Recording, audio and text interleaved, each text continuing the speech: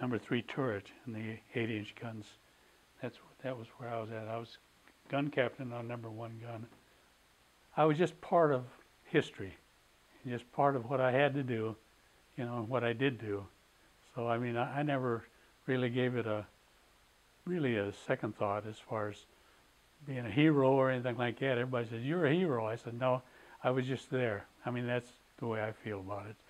After midnight, and I had just got off watch, and I laid down, and about 10 minutes after I had laid down, and this when the torpedo hit, and then I jumped up, ran around on the port side. I was on the starboard side, ran around on the port side, and then stood over there until the ship started listing to the starboard side, and then I slid off and into the water.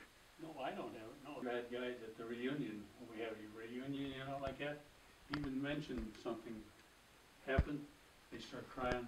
The fellows that were wounded, we tried to protect them, so we tied the life jackets together and put them in the middle, and tried to keep them, from the sharks getting, because a lot of them had been burned and hurt real bad.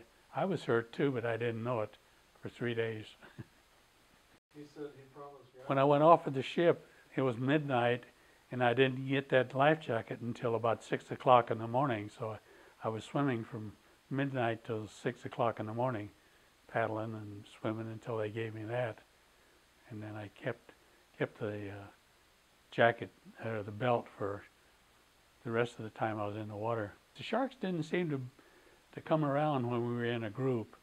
Of course, they were looking for the men that were, off by themselves, one at a time. And when you get away from the group, then the sharks would get it.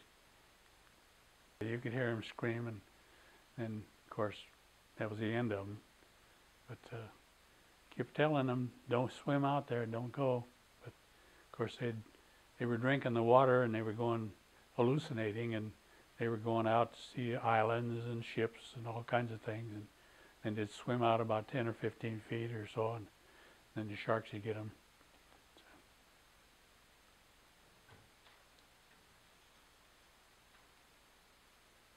This was the PV Ventura. This is the one that spotted us. Wilbur Quinn and his crew spotted us, and he's the one that radioed back in to Tinian. And then this PBY was sitting there, and the lieutenant said, "Well, let's go out and see what it is." So there was too many of us inside there, so he told us to crawl out on the wing. So I was out on the wing, way out on the end.